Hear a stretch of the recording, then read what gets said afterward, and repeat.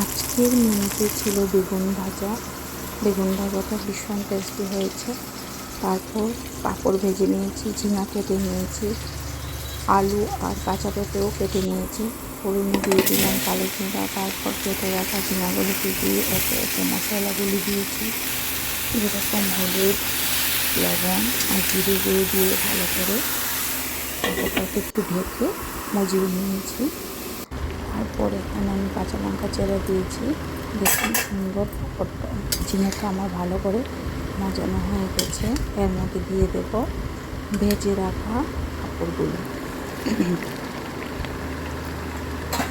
হয়ে গেল আমার ঝিঙে পাঁপড়ের রেসিপিটা। ভীষণ টেস্টি লাগে, বাড়িতে বানিয়ে খেয়ে দেখবেন।